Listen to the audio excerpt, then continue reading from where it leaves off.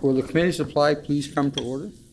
This section of the committee supply will now resume consideration of the estimates for the Department of Transportation and Infrastructure. Questioning for this department will proceed in a global manner. The floor is now open for questions. The Honourable Member for Kiwetinoong. Thank you, Mr. Chair, and welcome back to everybody for the day today. When we were wrapping up the day yesterday, we had begun some questions on the Lake St. Martin, Lake Manitoba Channel Project. We were citing on page 19 of the estimates book the stages of consultation. And I had asked the minister, and I'll ask the question again as we wrapped up the day yesterday. What stage of consultation are we in? As I said on page 19, it states that there are 6 steps to the channel project's environmental approval. And can the minister explain how many steps have been completed, broken out by year? For example, which year, whatever was completed, and last year, was there any completed, and where we're at today?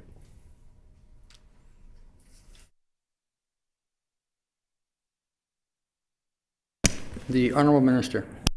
And just want to thank the member for the question. I'll just go through the 6 environmental assessment process, 6 steps. The 6 steps of the federal environmental assessment process as follows. Step number 1 is a project description review. So MTI submitted a project description in January 2018. Step 2, determination of the environmental assessment. This stage included a public comment period on the project's description. The agency determines if the environmental assessment is required and issues a notice of determination. And then, of course, then it's completed. It was completed in 2018.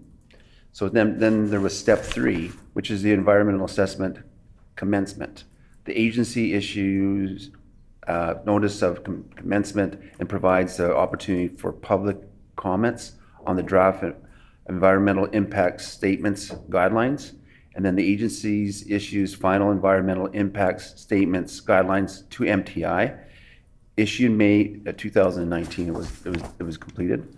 So now we're on step number 4, analysis. This is the current stage. MTI submitted a project environmental impact statement in August of 2019. Technical and public review on ongoing throughout this stage. On June 2020, MTI provided initial response to technical information requests, revised responses submitted in December of 2020, and May into June of 2022, MTI submitted responses to 134 round 1 informational requests, submitted more than 11,000 pages of documentation. August 2022, the federal agencies issued 34 rounds 2 information requests, and MTI is currently working on the response to the round 2 information requests with plans to file by May 31st of 2023. So now there's going to be step number 5, which is the environmental assessment report. Agency prepares draft environmental assessment report. Public comment period on draft environmental assessment report. And the agency finalizes an environmental assessment report. And then in stage 6, the environmental assessment decision, the minister issues an environmental assessment decision statement with conditions. So this is kind of how these 6 steps are, the processes work. And like I said, we're on step number 4, and now we were just trying to wrap up towards the end of stage 4 is to complete the 34 round 2 information requests. And right now we're hoping to get, especially with the Indigenous social economics information, we're going to file this on May 31st, 2023. Mr. Chair. The Honourable Member for Kiwetinoong.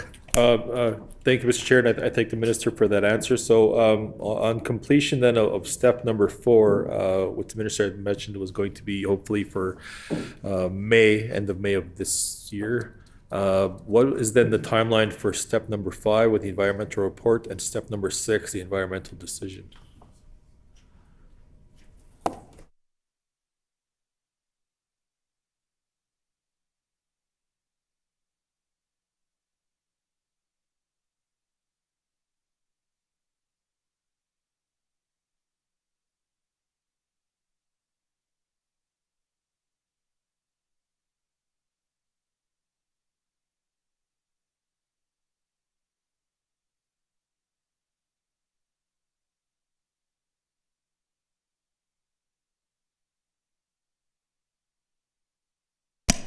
The Honorable Minister.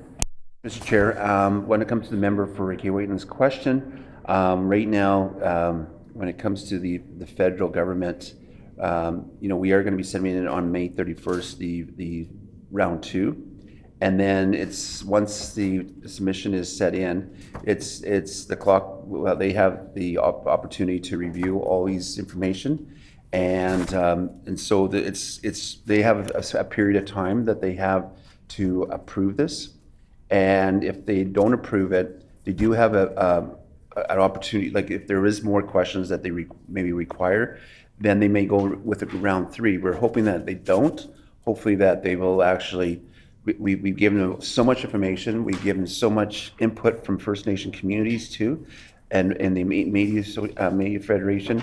We're hoping that now we can get this approved so that hopefully by the end of October, if we can get construction started, but it has to be approved by fall, or if not, then we probably have to wait for another year of construction. The Honorable Member for Kiwetinoong. Thank you, Mr. Chair. So for clarification then, the environmental report, or step number 5, round 2 of that has been submitted, and the federal government has until October of 2023.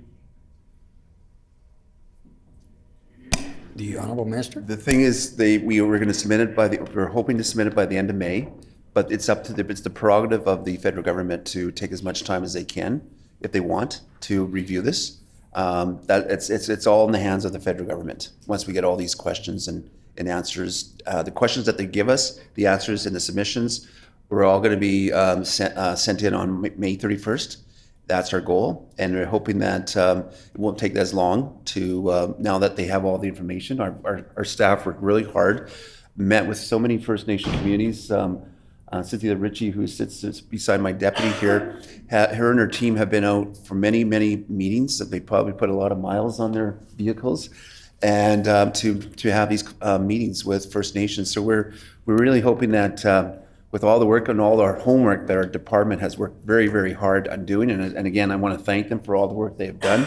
I'm just hoping that the federal government knows what the priority is for flood mitigation. And the thing is, are we in another wet cycle? Seems like we get every 7 years wet cycles and dry cycles, and this last 2 or 3 years have been a kind of a wet cycle now. The Honorable Member for Kiwetinoong. Thank you, Mr. Chair. So I'm looking for clarification on some dates then. As the Minister had mentioned, hoping to get all the provincial reporting on step number 5 in by the end of May.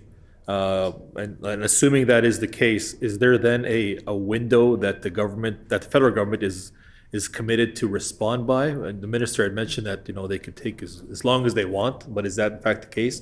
Or is there a timeline of for example, days, weeks, months that they have to get back to the Minister in regards to a decision, or whether or not there's additional submissions that need to be provided?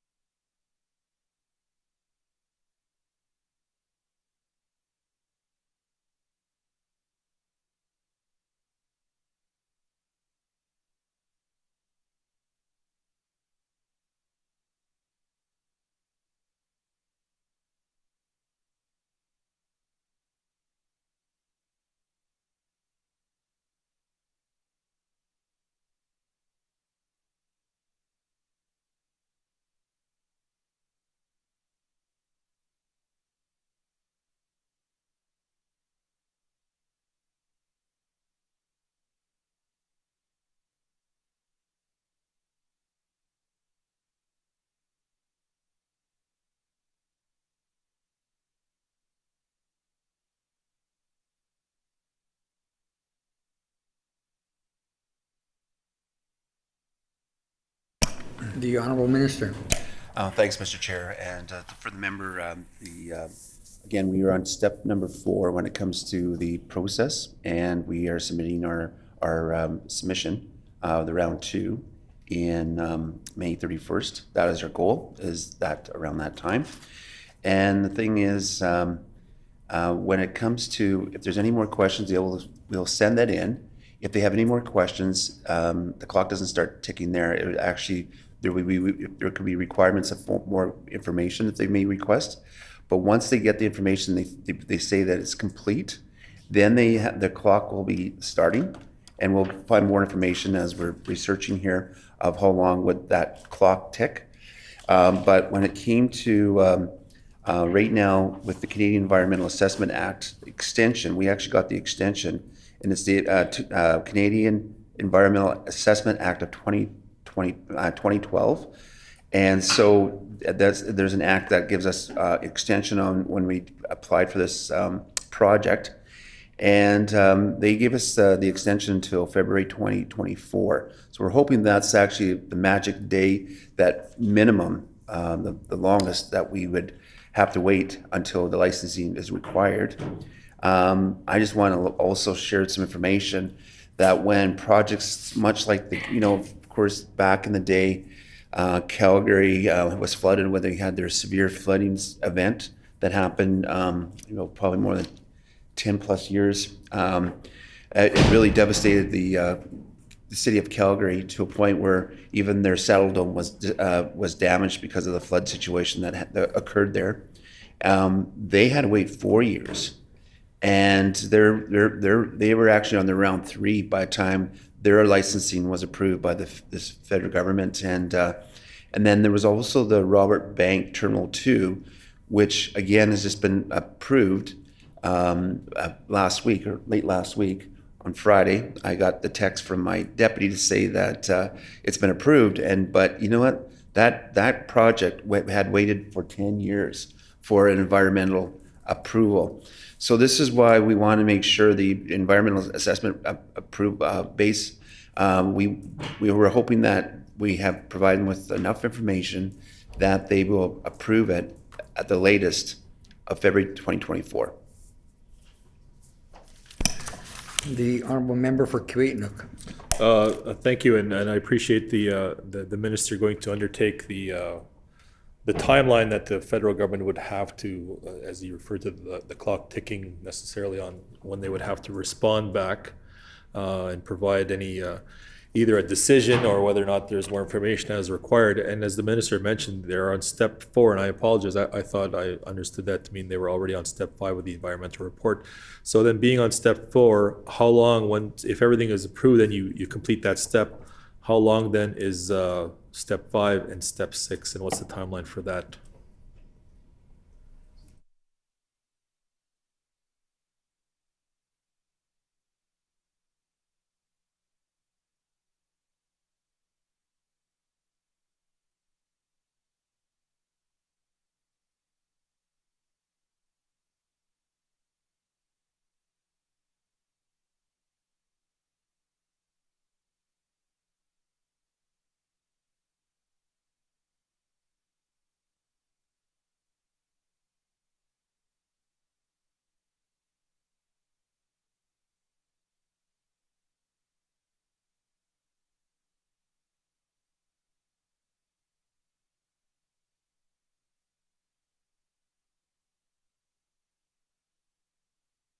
The Honorable Minister. Thanks, Mr. Chair. And when it comes to the Canadian Environmental Assessment Act Extension 2012, we've actually already gone to 206 days of the 365 days that they have given, and there's still 159 days remaining. That is all really up to the department, like the federal government, and it's up to them how many days they actually take. But that is kind of with the extension, it does put us, 159 days would put us towards the end of the year. But we're hoping that, again, we're in stage 4. Stage 4 is going to be wrapped up by the end of the month of May. And the thing is, once we send it in, As soon as you have another question, that clock stops, and we have, if there's any more required questions, we would have to submit that at that time, and then the clock starts again once they feel that they have all the questions answered. But like I said, I'm really hoping that we've done two rounds already. This is our second round, and we want to make sure that I think we've been very thorough, and we've asked a lot of questions. Our staff have put many hours of research, and we have a dedicated department that actually, and dedicated employees that are working on this project. That's how important it is to our government to make sure that this project goes forward, because again, it's like the federal minister of EMO has said, Bill Blair, for every dollar we spend, we save 20 some, is it 25? $11. $11 for every dollar we spend in savings of just damage or flood related damages. So we want to make sure that this investment that we do on the channels will save us in the future many billions of dollars in the future. One of our biggest floods on history, even 1997, was the 2011 flood, was the all-time highest, and it was because of that area that was flooded. It was not just the western side of the province, it was also Brandon, it was along the Assiniboine Valley, the Souris Valley. Many communities had to build brand new ring dikes. I know Melita did, but I think the biggest loss of property in 2011 was along Lake Manitoba, along Lake St. Martin's, and those were the two areas that were very impacted because of the amount of rain and water that we received in that western region, and in Saskatchewan too. The honorable member for Kiiwetinoong. Thank you, Mr. Chair. The minister had alluded to the extension of the environmental assessment, and they applied for that extension to possibly go, and would take until February 2024 then. Can the minister then explain why the province applied for the extension specifically?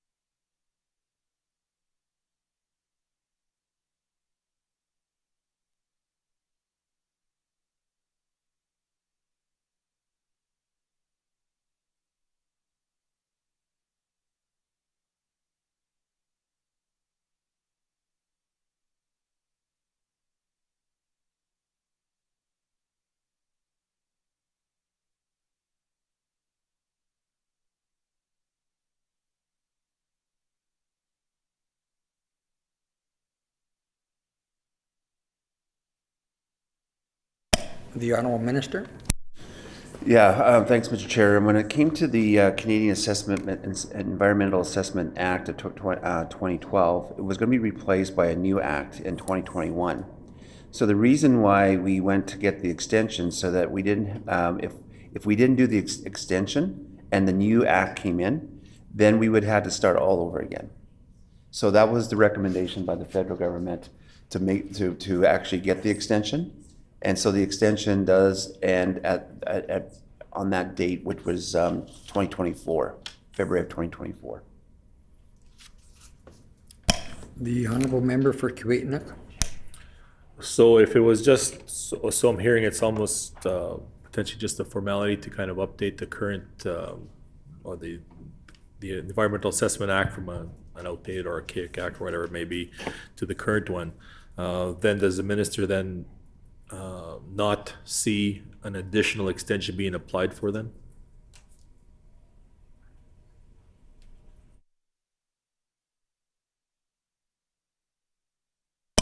The Honorable Minister? Yeah, thanks. Is it asking if we were to do another extension?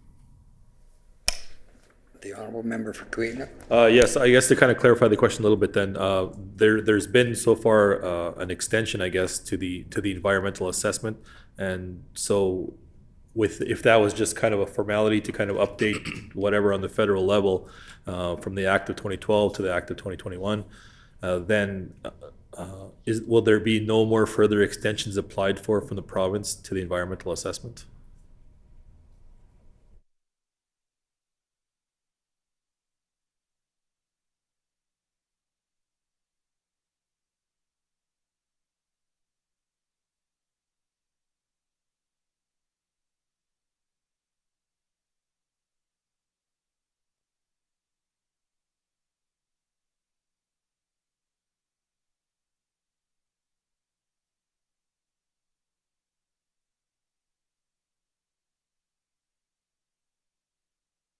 The Honorable Minister?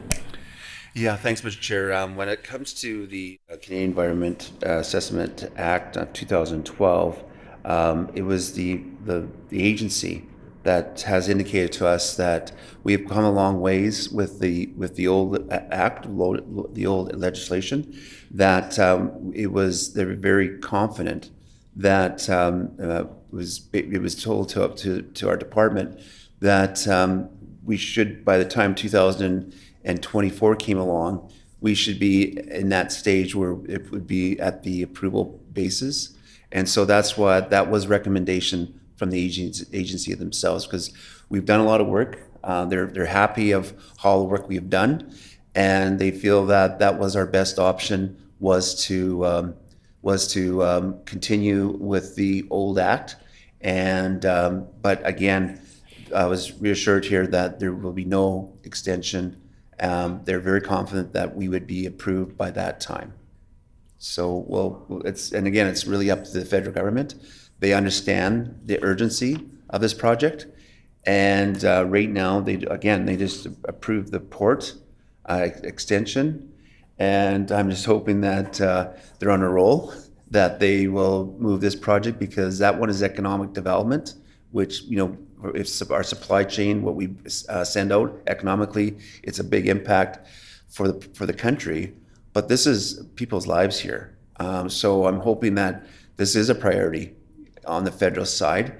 And the thing is, again, I just have to realize that when it comes to DFA programs, and what was nice about the 2022, the out of that crisis, the opportunity was that we were able to, we really didn't have any damage of floods in the snow melt of last year, considering that we had a lot of snow, Mr. Chair, last year, and we were spared. I think there was minor flooding around the Red River Valley, just around Saint Jean Baptiste.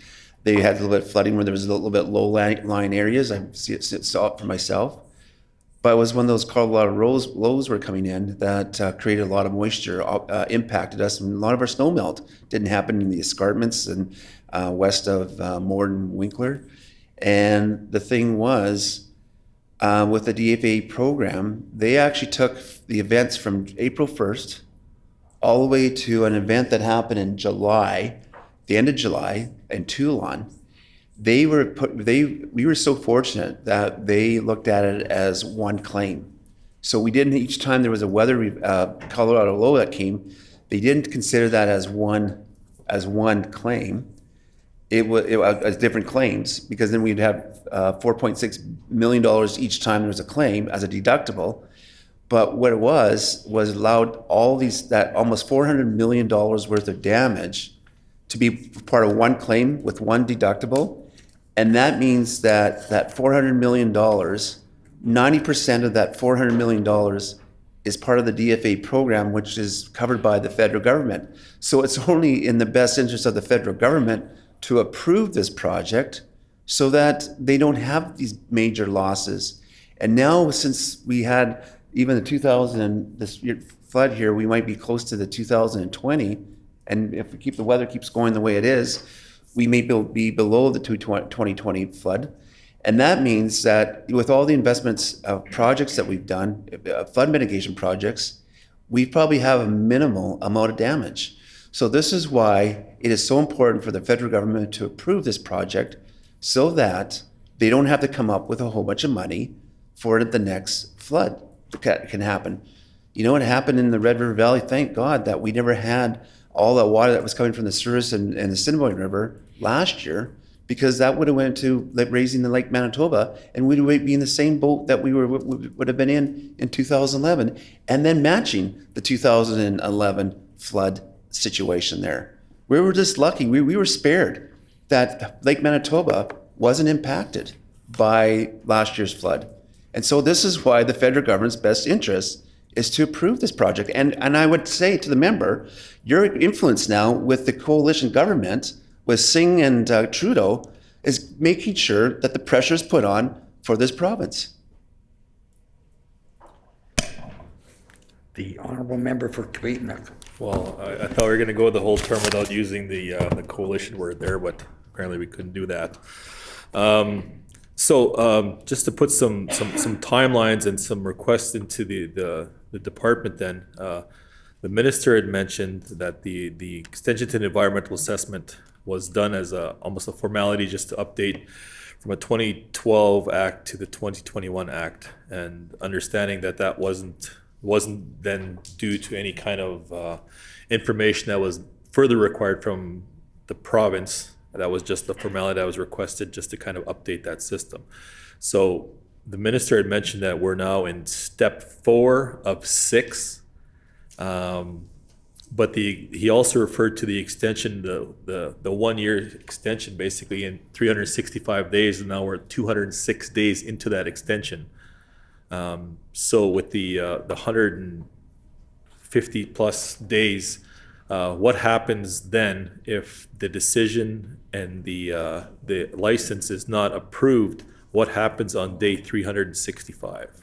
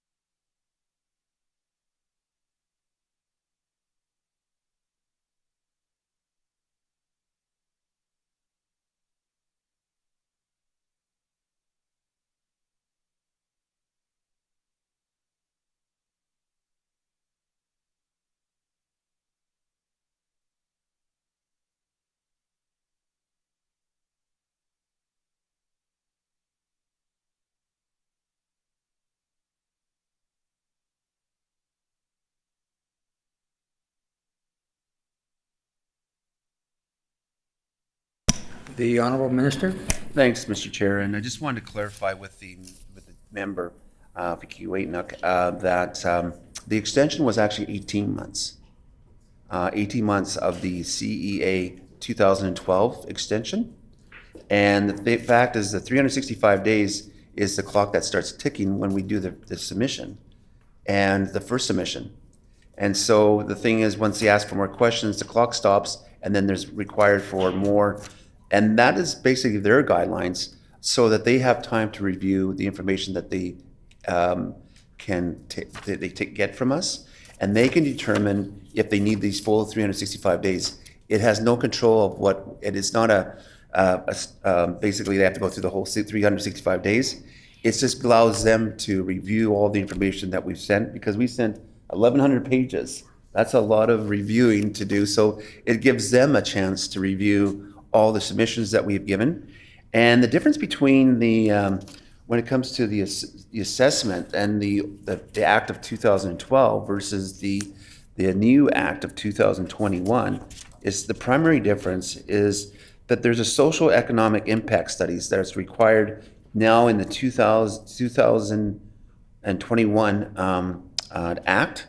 And the thing was, which is nice, is that when I said yesterday that we were asking also with what we're waiting for from our First Nation communities, is there social economic impact studies? So that is something over and above that we feel that was required, so that when they get all this information, even with the change in Act, and then even though that we're on the old Act, we gave them beyond the amount of information that they require, so that they can't use that to say that, you know what, you never did this and this and that. So we're just covering our bases.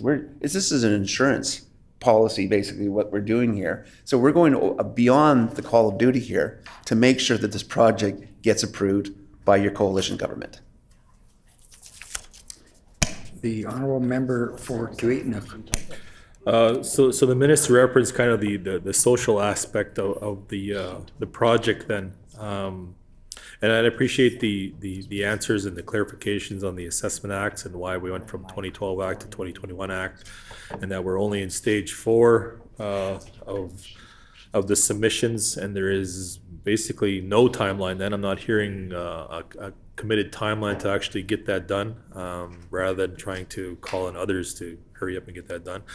But we know also that the budget for the Lake St. Martin, Lake Manitoba Challenge projects has increased thanks to delays caused by the failure to properly consult with Indigenous communities. So can the minister explain then, is that consultation now completed?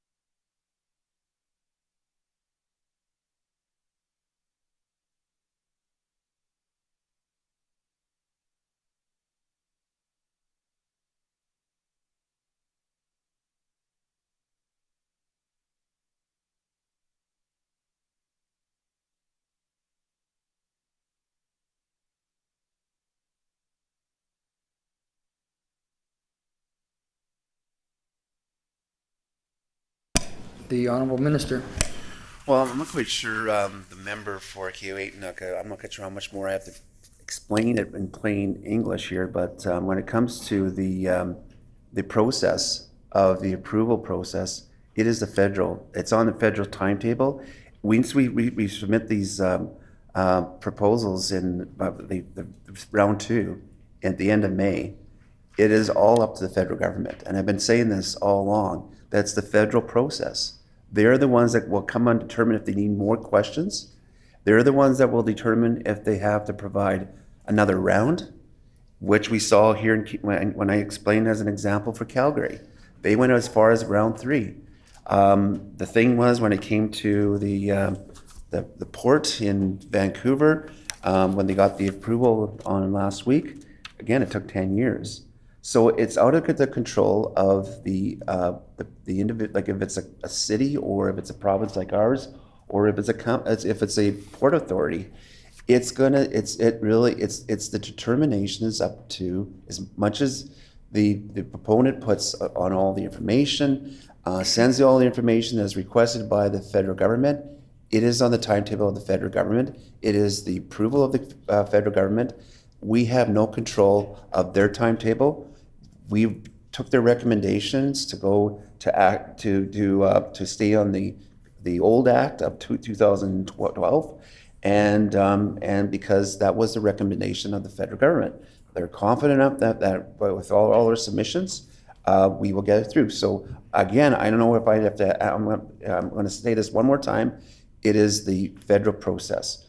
But when it came to the process of First Nation consultation, when we submitted the first timetable of the 2019, that we, on step 3, the agency issued a final environmental impact statement guidelines to MTI, issued on May of 2019.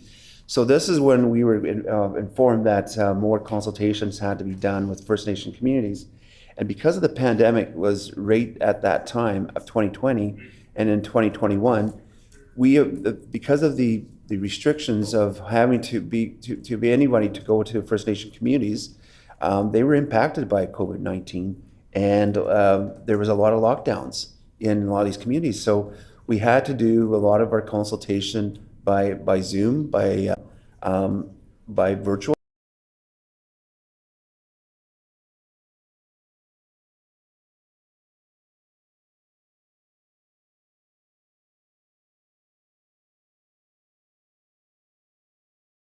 Weekly meetings with these First Nation communities, and like I said, I've been to most of them, and we've actually went into we met with a number of them and to talk more about these issues. They had concerns. They were concerns about how they were treated at that time during the flood of 2011, the emergency channel, the impact on the environment.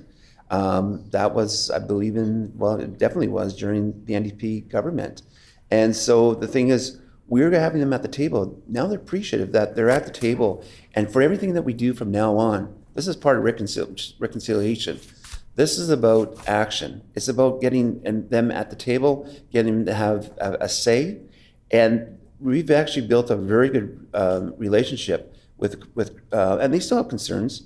When we had these community meetings with our staff, a lot of them had detailed written responses.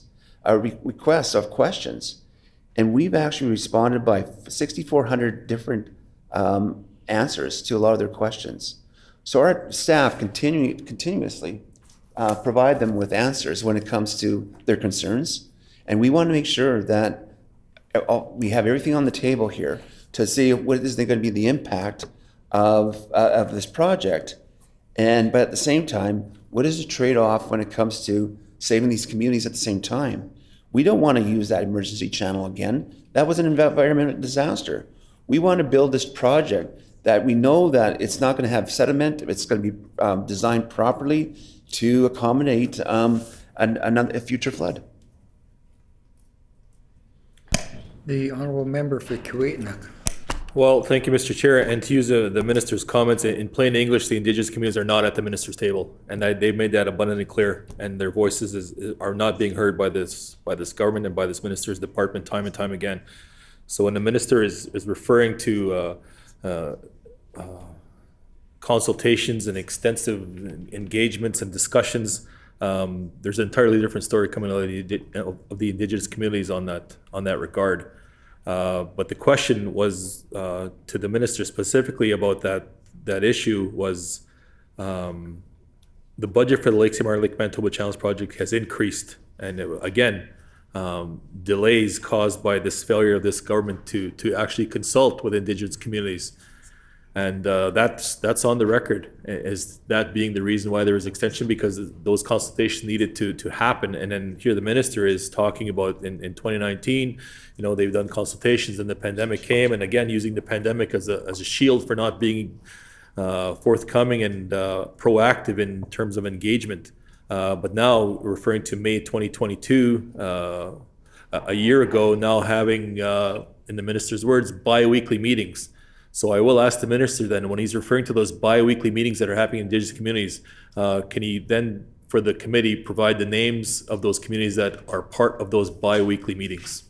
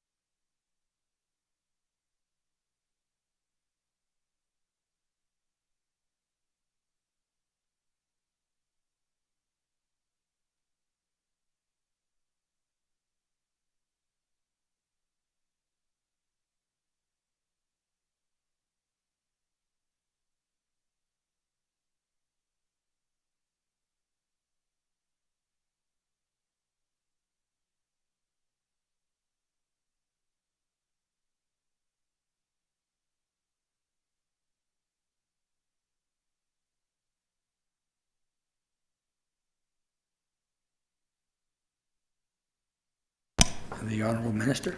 Well, thanks, Mr. Chair. And like I said, when it came to, this is before I was minister, again, when we had a pandemic. Pandemics were very serious. And the thing is, I know there was a lot of First Nation people, lost loved ones when it came to the pandemic. And I'm not going to use that as an excuse, but I'm going to use it as a reason that we wanted to give the respect to communities when it came to consultation. We gave them the option if they wanted to go either virtual or in person. And a lot of them required that we would like to see in person, meetings that we have. And it's their discretion if they want to come onto those meetings on a bi-weekly basis so that information gets flowing. I think it's all about communication. It's all about respect. It's all about, you have to realize that we're all Manitobans and we're all in this together when it comes to floods. We're all this together when it comes to the economy. And this is why we feel that the respect that we have for First Nations, we want to make sure that they're aware of what's all happening, how much this is going to benefit their community. And like I said, we don't want another emergency channel like the NDP did back in the 2011. Talk about disrespect. And there was a lot of opposition on First Nation communities when that happened. So we're respectful here. And I'll just tell you the communities that we have at bi-weekly meetings with is Dauphin River First Nation, Lake St. Martin First Nation, Little Saskatchewan First Nation, Pitmutang First Nation, Fisher River Cree Nation, Peguis First Nation, Lake Manitoba First Nation, Manitoba Métis Federation, and Dauphin River Community. And I'm not quite sure how to pronounce Kanashagon First Nation. And so we've been communicating with these communities, and I say that my staff have been very making sure that they went out to every First Nations, and they've had multiple face-to-face meetings with all these First Nation communities. Myself have gone out to talk to any of them that wanted to talk about this project.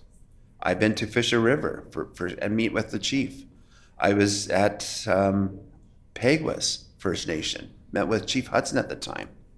And the thing is, Chief Hudson also wants to see, at that time, also wanted to see his community be protected by flood mitigation projects in the future.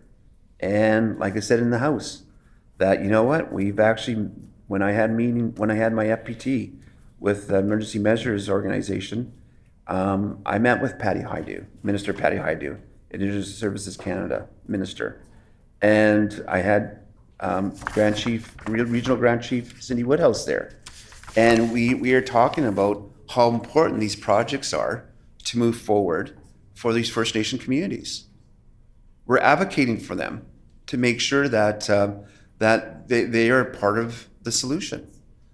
We are making sure that that we know we want to work, and this is part of reconciliation. It's respectful, it's collaborative, and this premier wants to see collaboration. And this is the first premier in a long time that I can remember that has built such a great relationship with our First Nation communities. And like I said, talk about the First Nation communities during 2011 about Selinger when he basically did the emergency channels. We'll see what kind of response they have for you.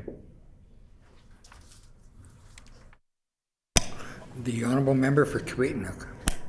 Well, the response they're going to have is they're embarrassed by the lack of support from the provincial government. So the minister refers to, again, the question was about the biweekly meetings and the engagement, and he read the list, right? And that's just the list of the affected communities. So the question was whether or not these biweekly meetings actually include the leadership of these communities and the First Nation Indigenous communities. Or is the meeting just simply held and, you know, maybe they're there, maybe they're not, but are the meetings still continuing on without them? Or are they included in those meetings? And it's clear that, and the message that we've received on such a regular basis is they're in fact not included in these meetings, even though these meetings may be happening. And these meetings are then, by that regard, these meetings are happening and decisions are being made without proper consultation from the Indigenous communities.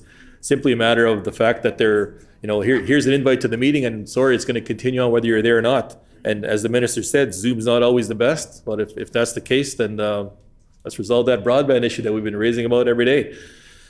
So the minister seems to be using excuses as to why he's not engaged properly with Indigenous communities, and again, using COVID as a shield for not doing that proper work. So when it comes to the engagement, the question is still the same. It's now turning into a two-part question.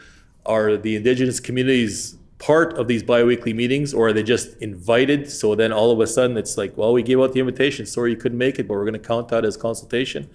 Or are they in fact, is it contingent? This meeting is contingent on First Nation Indigenous communities being part of that. So again, on page 18 of the estimates book, it refers to communications to Indigenous rights holders on active projects under federal environmental assessment. And the target for the department is 1950. And can the minister then explain to us, when he refers to communications to Indigenous right holders, in particular with this project, can the minister tell us what is the definition of communication in this context? Is that emails, is that phone calls, is that invitations to meetings, or is that actual meetings, actual discussions, and that include Indigenous communities at the table?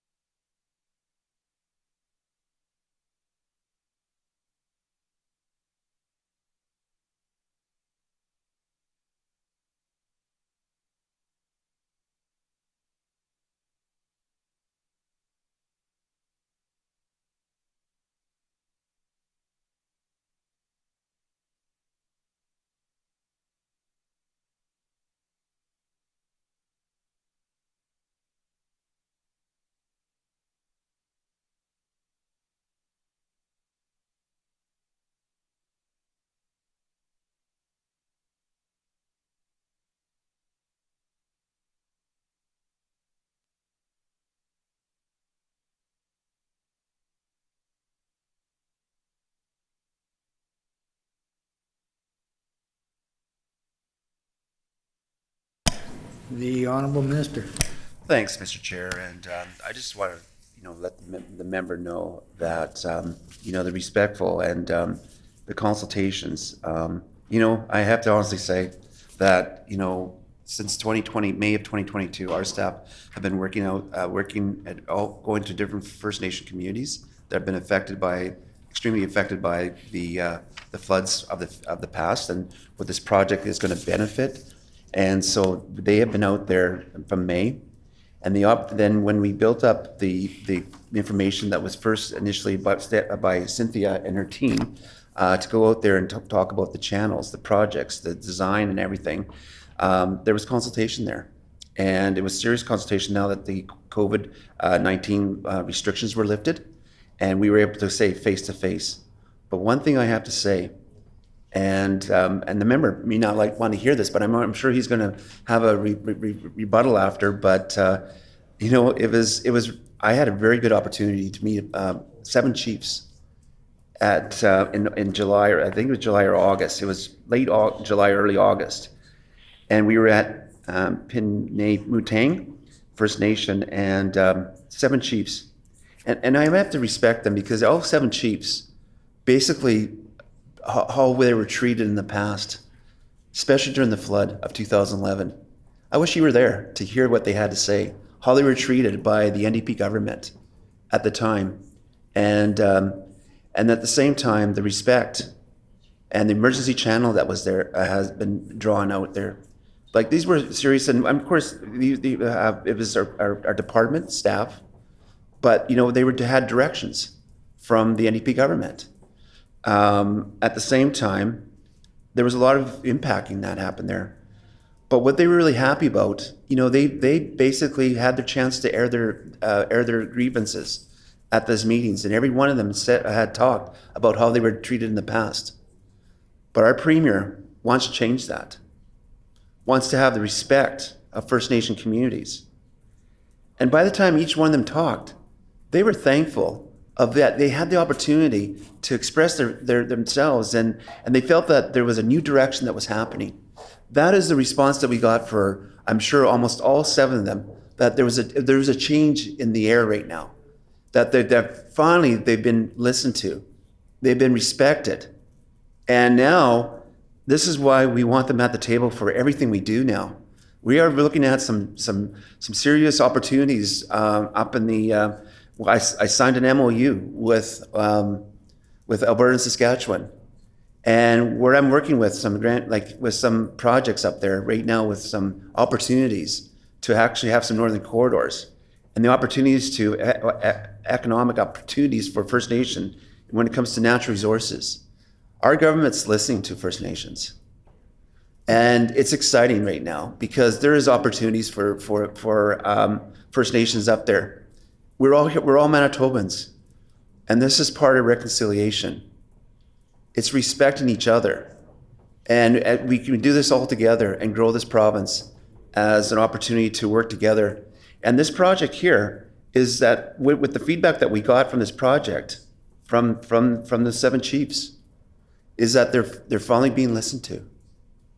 And the thing is, this is why we're doing our due diligence. This is why we've actually went beyond what the federal government is required. Because even though that the Act of 2021 requires us to have a social economic impact studies, we are getting these social economic impact studies from every First Nation community that's going to be affected by this channel.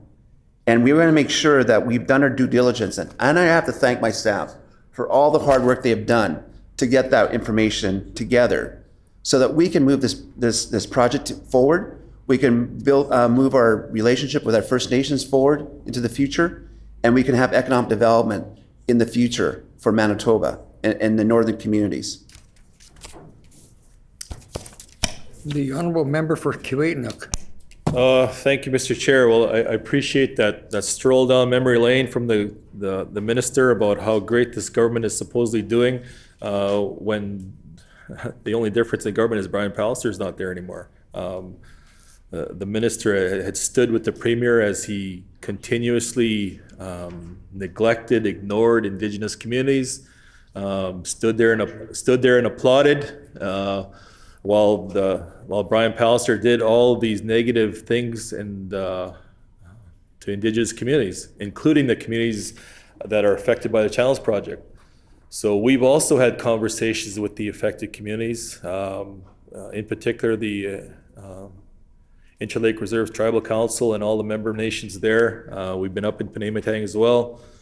So the minister talks about, the great work that this department is wanting to do, and the fact that he doesn't refer to the fact of the neglect of 6+ years of Indigenous communities. So this Channels Project, it's not just happening today. It didn't just start today. This is a lot of part of their term, the entirety of the term for this department and this government.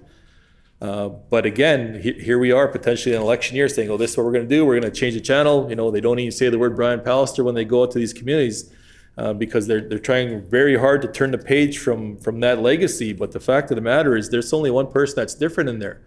Brian Pallister was not the entirety of vote in this government, or maybe he was, I don't know. But this minister was part of that government as well. So we're sitting here talking about the communication and the consultation with Indigenous communities, and nowhere in that answer did the minister reflect the actual answer to the question. Was about communication and what communication meant in that context in terms of consultation with Indigenous communities.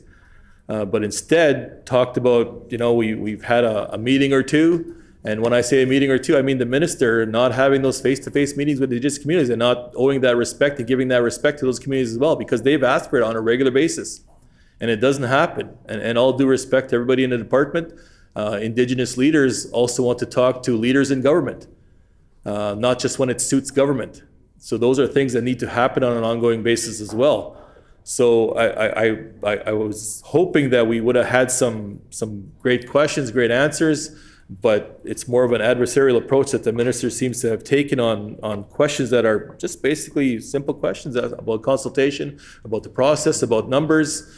And it's unfortunate that he just wants to kind of go say, the former NDP government this, former government's that, but we're talking about the entirety of this government as well. And this project has been on the books the entirety of this government.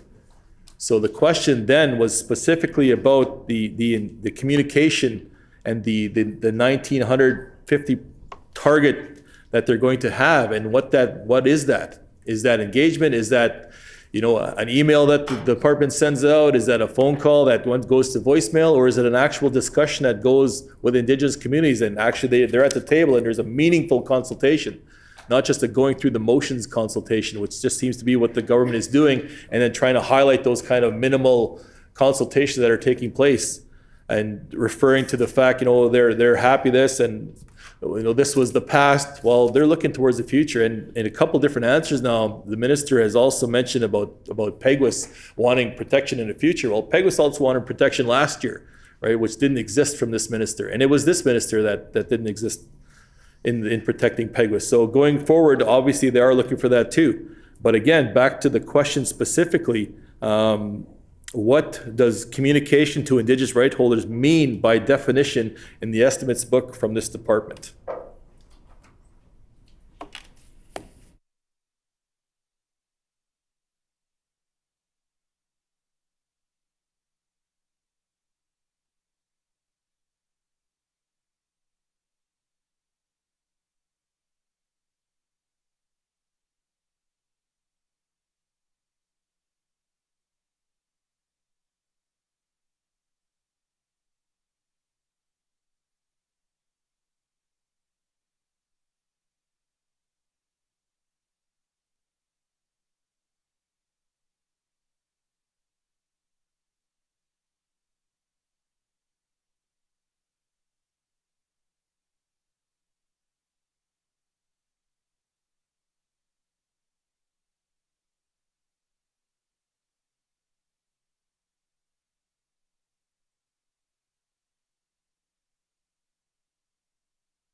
The Honourable Minister. Well, Mr. Chair, when it comes to the page 18 of the target of communication of Indigenous rights holders on active projects for federal environmental assessment, there was 1950, but the explanation of 2.6C, the communication of Indigenous rights holders on active projects under the federal assessment, environmental assessment.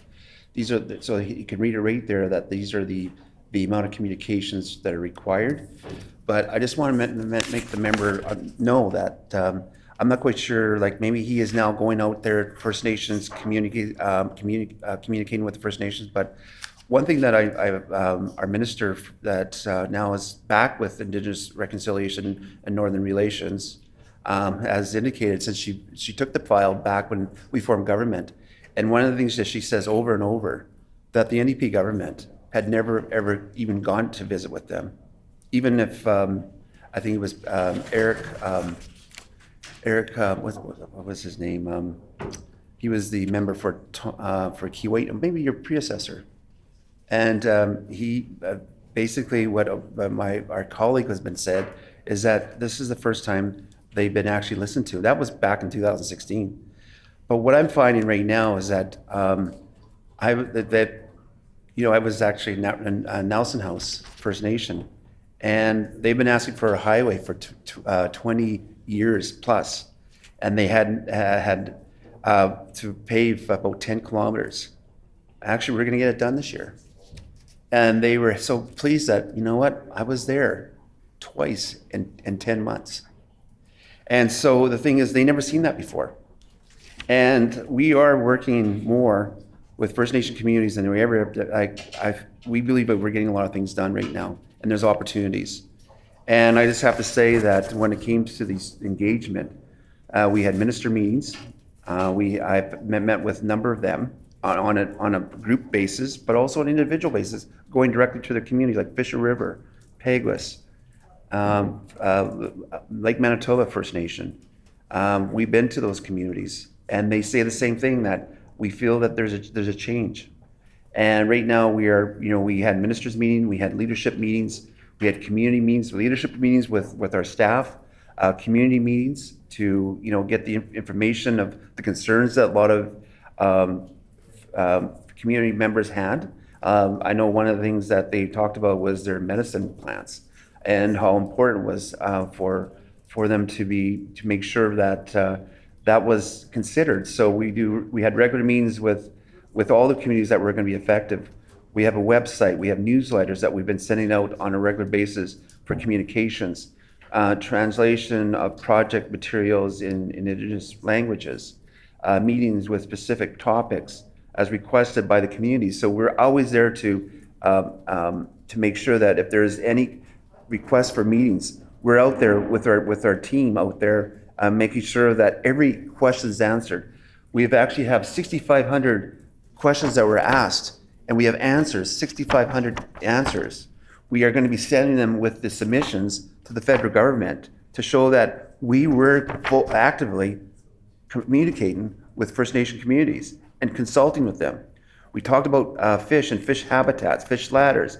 We talked about heritage resources, flooding, peatlands. We talked about aquifers. We have addressed every concern that anybody had, if it was First Nations or if it was municipalities.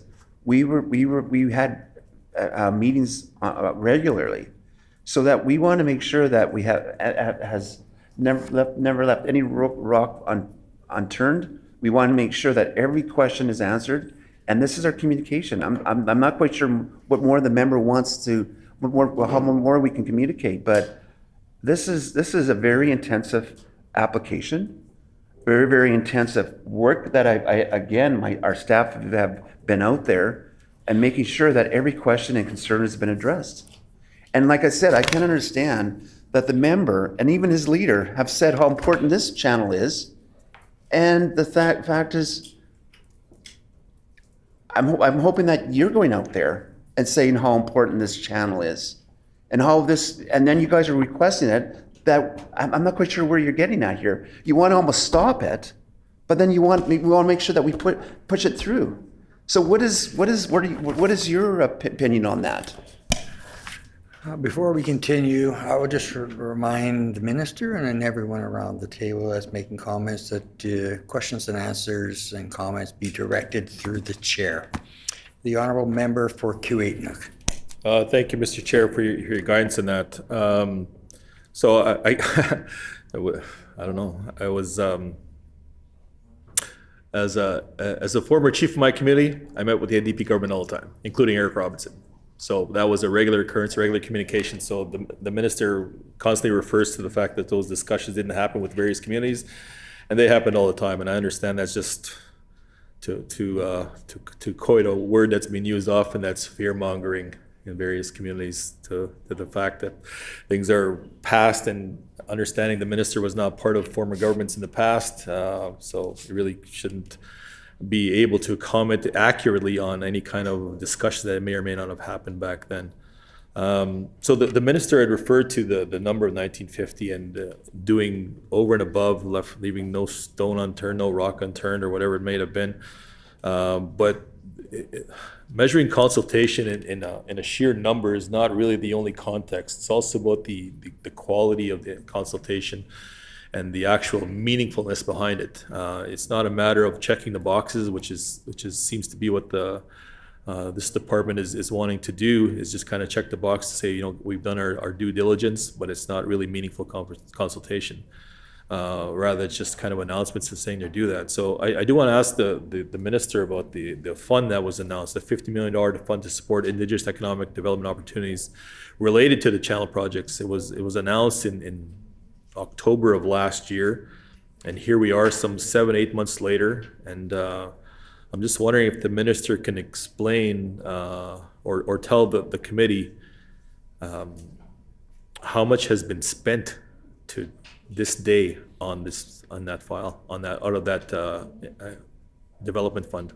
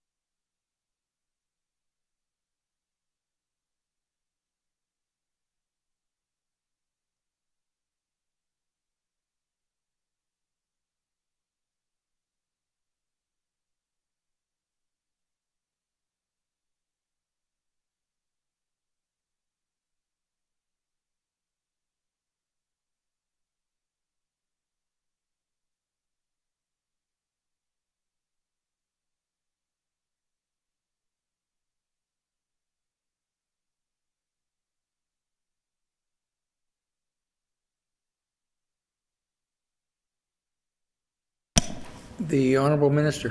Thanks, Mr. Chair, and I just want to, for the record, when it comes to the, this $15 million,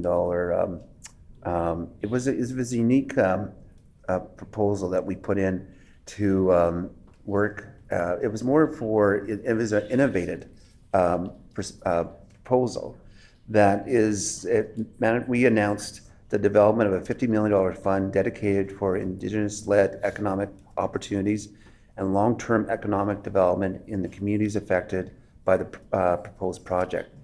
The fund is in the development stages, so we're consulting with First Nations of how we roll this this opportunity out.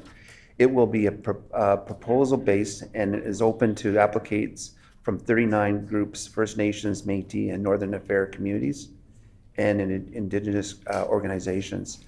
So this is kind of a unique situation where we feel that gives opportunities for once the proposal is looked at, the good consultation with First Nation communities and getting their feedback.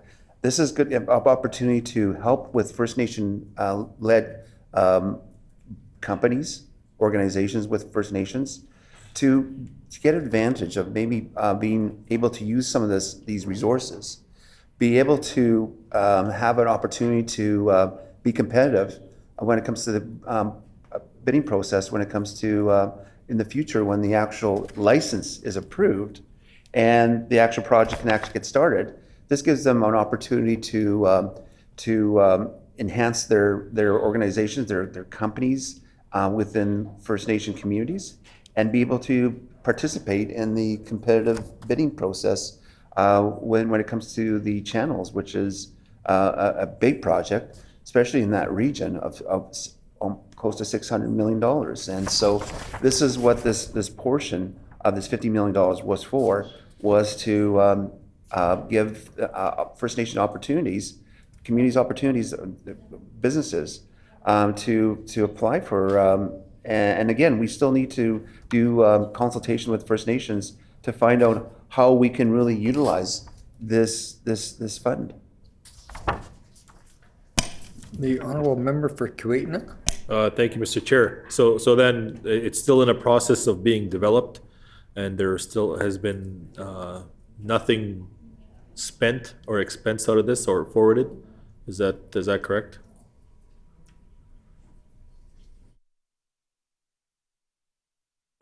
The Honorable Minister.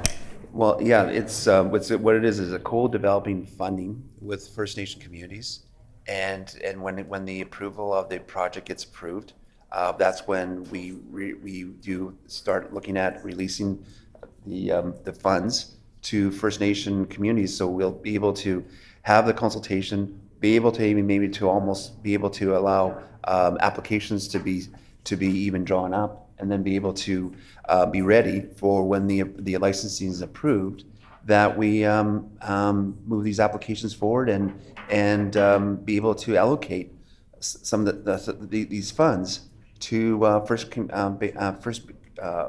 First Nation led economic opportunities for other companies or organizations within First Nation communities.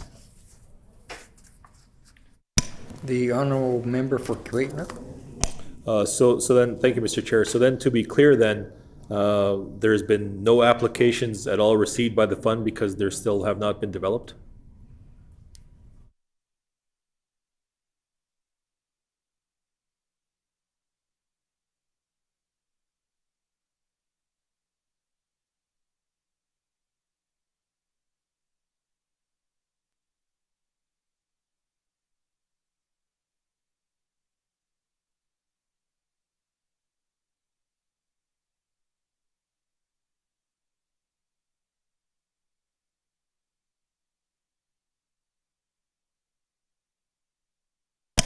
The Honorable Minister. Thanks, Mr. Chair. And you know, when I was this afternoon when I've been talking, it's partnering up and co-developing and working with First Nation communities. It's about collaboration. It's about respect. It's about working together. And right now, what we're doing right now is we're co-developing a program, working with First Nation communities to make sure that we be able to allocate this money the best possible opportunities that would benefit First Nations. So we're in the talks right now of creating a co-developing program, but also at the same time how it's going to be allocated to First Nation communities. We want to make sure that this is a success. We just don't roll it out for the sake of rolling it out. We want to make sure that it's everybody's set up to succeed here. And this is what this project and the innovative project's all about. And it's co-developing, it's working together and collaborating. And we want to get the feedback from First Nations. This is taxpayers' money. We want to make sure that it's rolled out, and we're getting the Manitobans are going to get the best value for their dollars, and to make sure that they see that there's actually benefit for First Nation community, and especially business First Nation community, that this could give them a hand up when it comes to building their business, being successful, and continuing. And then with this success of this seed money to help them grow capacity within their own communities and with their own companies, allows them that, and then with the opportunity to get some experience in these projects that we're doing. If they get when and if they get awarded, the fact is that it's the experience that they're going to have that they can continue going on to new projects. A lot of the seed money, I bet you could talk to a lot of our contractors in the past.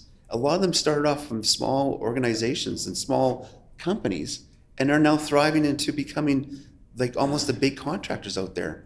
And this is the opportunity to provide that seed money for First Nation communities, and especially contractors within these First Nation communities, because at the same time, we really believe that there's going to be a lot of development up in northern Manitoba, a lot of opportunities for economic development, especially for First Nation.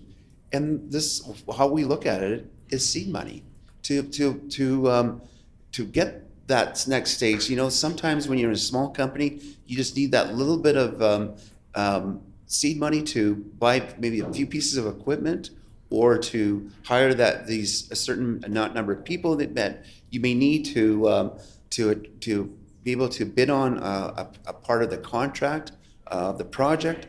And this is our opportunity to have participation in First Nation peoples of Manitoba. And this is an innovative opportunity that we as a province believe that can change lives. The honourable member for Kiiwetinoong. Thank you, Mr. Chair. So just to be clear, $15 million fund announced in October 2022. Here we are 7 to 8 months later, still not a dollar of that has been expensed, but you're working on a plan to help develop proposals. But again, no dollars are going to move until the project is approved. So with that way of thinking then, so when the project is approved, how long before then those applications that are there, how long before they get approved or not approved from the department? And for me, it just seems that this work and this disbursements of this fund in anticipation of the project being approved at some point in time, and not waiting until it in fact is done. Because if we're sitting there and some sort of engagement is happening now, but nothing has been dispersed, and then all of a sudden the project gets approved for whatever day that may be, and then Indigenous communities and companies will be trying to play catch up because other bigger companies will already be at the ready to bid, to compete for the work that's there. So I'm just wondering if the minister can then tell us, is that still going to be the case with the fund sitting there now, nothing expensed out of it, and nothing is going to be expensed out of it until the project approval takes place? Is that not then a little too late?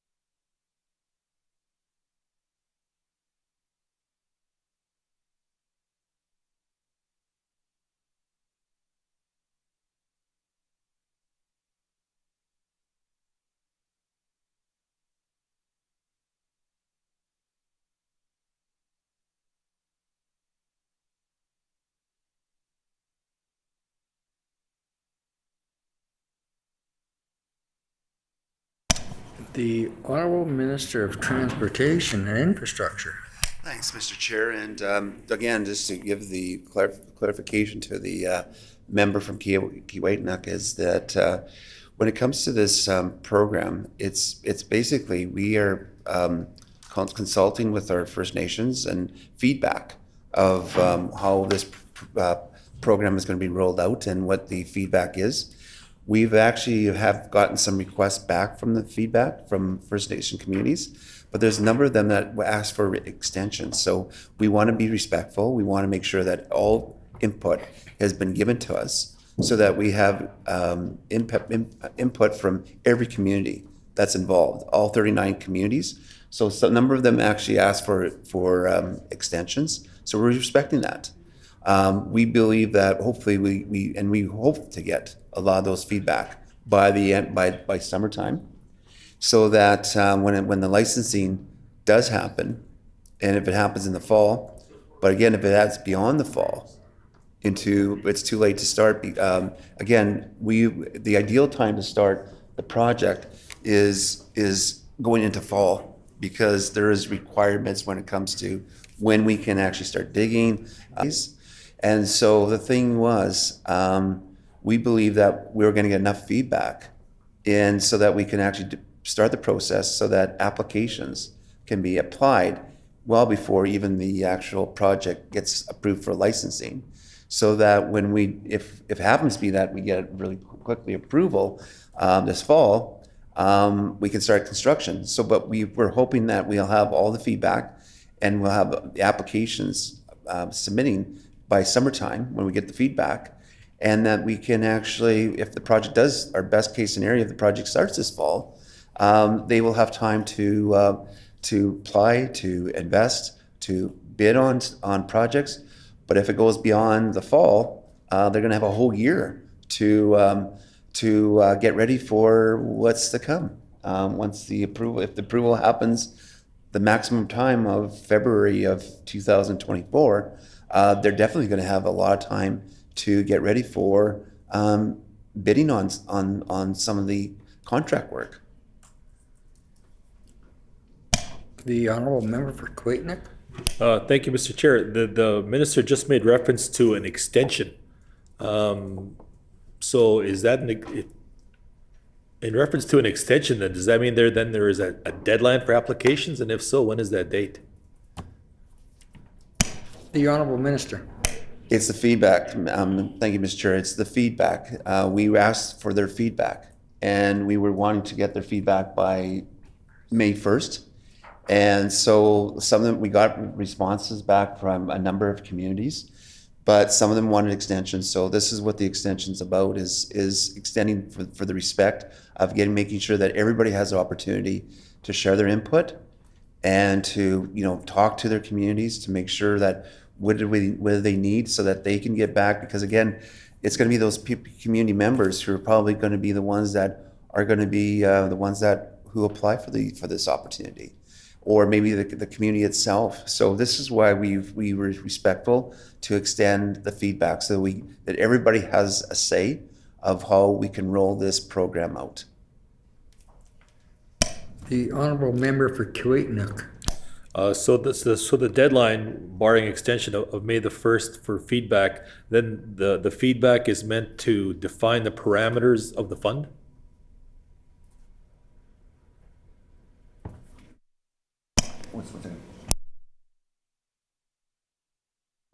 The Honorable Minister. Yes.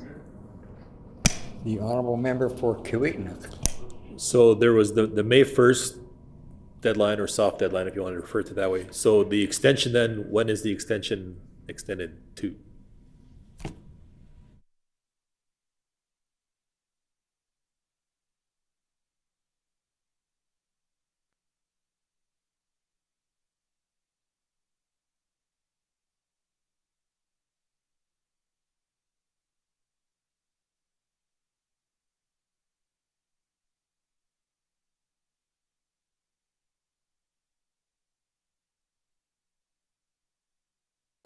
The Honorable Minister. Thanks, Mr. Chair. Mr. Chair, just to let the member know that we really had a deadline for March 31st we extended it to May 1st.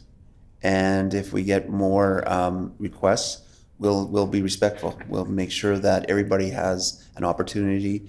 Again, this is a new innovative project. We want to make sure that we get feedback from all communities, and then that shows that, you know what, our communication is happening. We're the willingness to make everybody opportunities to have a say. This shows us how respectful we want to make this process happen, and that's why we want everybody's feedback. And if we have to extend it, that's great. But at one point, we need to make sure that we get ready so that we can start sending out applications, so that when we get the approval, or we get closer to the approval period, then we can look at the applications, and then we can award that money to help with bidding on when we actually put tenders out for the channels themselves. The honourable member for Kiiwetinoong. So then, to be clear, the original deadline was in March, and the extension was then to May the 1st? That's correct. The honourable minister. That's correct, Mr. Chair. The honourable member of Kiiwetinoong. So the engagement on feedback then was specifically only to the 39 groups that were allowed to apply, or going to be allowed to apply? The honourable minister. That's correct. The honourable member for Kiiwetinoong. So the minister, thank you, Mr. Chair. So the minister also referred to the fact that the original date was March, the extension was May the 1st, but if there was feedback that came after the May the 1st, they would be respectful. But is there a date after May the 1st where it's, we have to kind of end any kind of potential feedback because we got to define the parameter?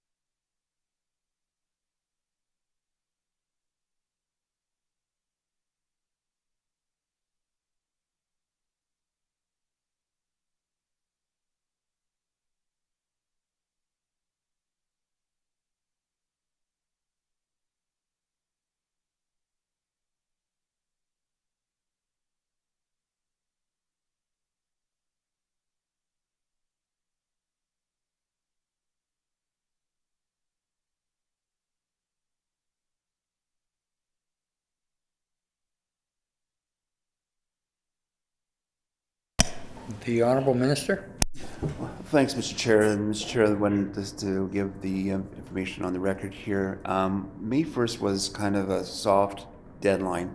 The thing is, there's a lot of information that the First Nations that we've experienced, the ones that actually submitted, there's a lot of information that they're providing. And the thing was, a lot of them still had to get a lot of information from their communities. And we would really want to have, like, since we extended from March 31st to May 1st, we will give the respect of, if there's a lot of information still to come, that we would not go too far beyond May 1st, but at the same time, we'd like to have something developed. And this is, again, the respect, because we're co-developing with these communities, and we want to make sure that no one feels that, we never had opportunity to put everything in that we wanted to put in. But majority of the companies, and like I said, this is about consultations, and this is about communications, and we want to respect that communications. And the thing is, we want to make sure that everybody feels that, and they can't say at the end of the day, we never had a chance to give our input. This is why we want to make sure that we do it right. We do it correctly, and that no one can say after, we did not give them enough time. But at the same time, we started March 31st. We got a few come in. We got and then we extended to March 1st. A lot more responses, and now we want to make sure that like the last few people, communities, be able to still submit their proposals in, because that's 39 communities. You know, some are very gung ho. They'll send that information in. We see that with municipalities. I'm sure if you talk to municipalities in rural Manitoba, that some of them are really on things and some of them are a little bit behind. You know, this depends on who's doing the work. And so but the thing is, we want to make sure that no one can say that we did not get everybody's input. The honorable member for Kuwait. Can, out of the 39 groups or communities, or could they also apply as a group?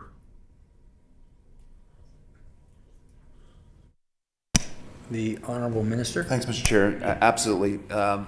We want everybody to have the opportunity. So if all of a sudden 39 of them wanted to create a company that could be a force to contend with, especially when it comes to our tendering process, we want to make sure that, hey, if that is going to benefit 39 communities, definitely. We want to make sure that the stronger numbers, right? So if they all want to come together and create an opportunity to apply for an application for opportunity to start a company, we definitely will take that as an application. But at the same time, I think that's almost more favorable, because now they have a better opportunity to get more tendering and get a bigger piece of the pie of the channels. The honorable member for Kuwait. Thank you, Mr. Chair.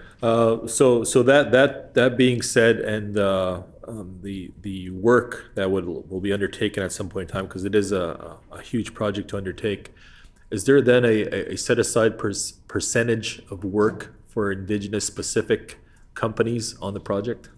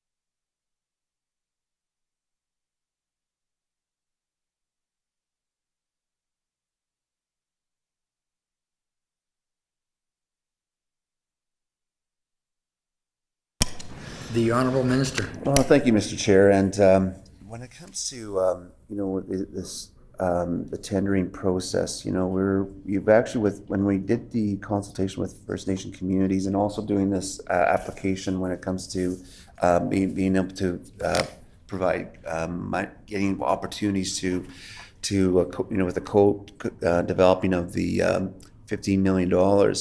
This gives up opportunities. So the discussions that our department has already had with First Nation communities is that we are prepared and presented tender staging to all the different communities, saying that when it comes to when the license does get approved, and we can move forward on the construction side of the project of the channels, we are having discussions with our First Nation communities and saying that, we're sort of packaging up different tenders so that everybody can have a opportunity to bid on, not just doing like one big contract or doing the whole project. We're piecing it out to many different opportunities for different contractors because again, at the end of the day, the number one because we are working with taxpayers' dollars, we want to make sure that we have value for money when it comes to the project of these channels. And one of the nice opportunities that we have here with that grant that they could apply for, be able to have some opportunities to invest in equipment, to do the tendering. One advantage I always have to say is that because this project is so close to so many First Nation communities, is that they already have the advantage of being able to have employees right at site that don't have to commute very far. They don't have to deploy them. They don't have to house them. This is an advantage of actually being able to put a tender in, to have this opportunity to have a company that can apply for the grant money, and then be able to put a tender in, because a lot of contractors who are from Winnipeg or from different parts of the province do have to mobilize their equipment, do have to pay time for their staff to live far from possibly from their homes. They have to possibly create housing. And so this is an opportunity for a lot of the First Nation communities, if they have businesses in these communities, that they already have the advantage of being so close to the project. And so that could be an advantage. And also at the same time, when they put the tenders in, we want to make sure that they understand how we stage these tenders, so that they can apply for numerous type of tenders that are out there. And again, at the end of the day, we want to make sure that we get the value for our taxpayers' dollars, and we want to make sure that everybody has a fair advantage. And especially when it comes to First Nation communities, this is why we had this innovation of this $50 million, so that they can build their resources, they can buy equipment, they can do some training with staff, or pay staff at the first part until they start doing some of these projects and getting money for the work that they've completed on the channel projects. The Honorable Member for Kiiwetinoong. Thank you, Mr. Chair. So that was a long way to say no, that there is no specific set-aside percentage for Indigenous contracts or work out of the Channels project, other than to say you have the advantage because you live close to where the project is going to be.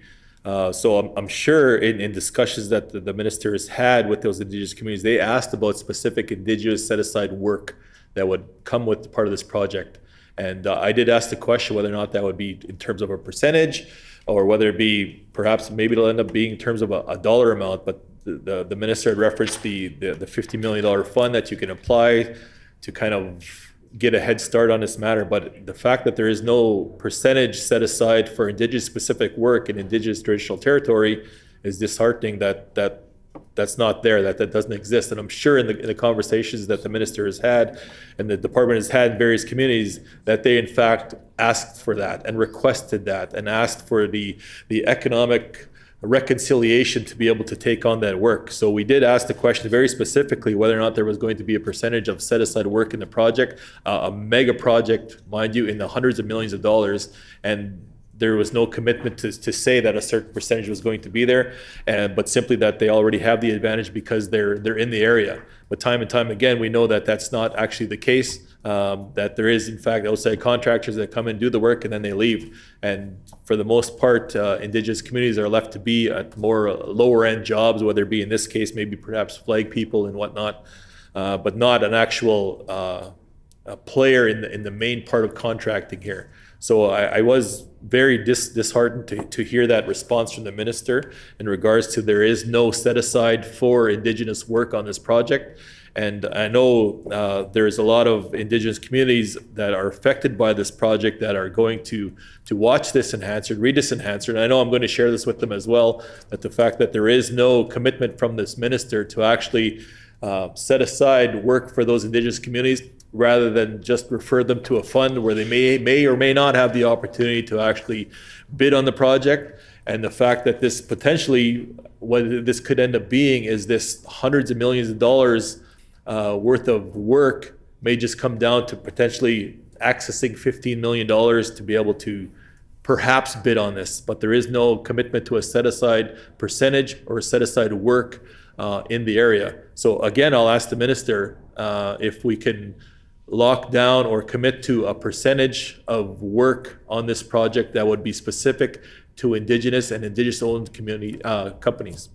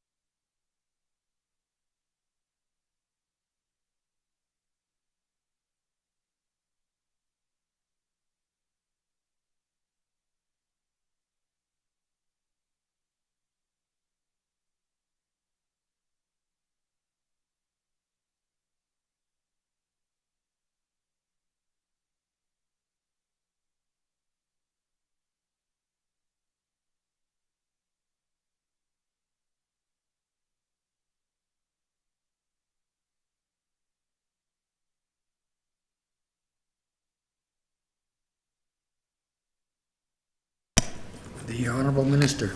Well, thank you, Mr. Chair. When it comes to any projects that we do close to First Nation communities, we do have a minimum of 10% Indigenous involvement. And Indigenous involvement can include undertaking of work from contractors to subcontractors to joint ventures for provisions of services, materials, fuel, labor, equipment, and from communities in and around the project. And Mr. Chair, too, that I just wanted to elaborate too that when we met with the tendering packages to Lake Manitoba Outlet Channel, we have 19 contracts with clearing, structures, surfacing, and grading. That's just on the Lake Manitoba Outlet Channel. So then we look at the Lake St. Martin Outlet Channel. We have 10 contracts of grading, clearing, aggregate, and structures. So, Mr. Chair, when it comes to these, and then, like I said, the advantage of being close to the area here, it's 10% minimum involvement. But I'm saying here that the opportunity of understanding this $50 million co-developing opportunity, I believe that the 10% minimum, this gives the First Nations in these areas even beyond the opportunity to, you see that 10-minute minimum Indigenous involvement, but going beyond that because of the opportunities that they do have by having this $50 million opportunities, plus. Order. The hour being 5 p.m., committee rise.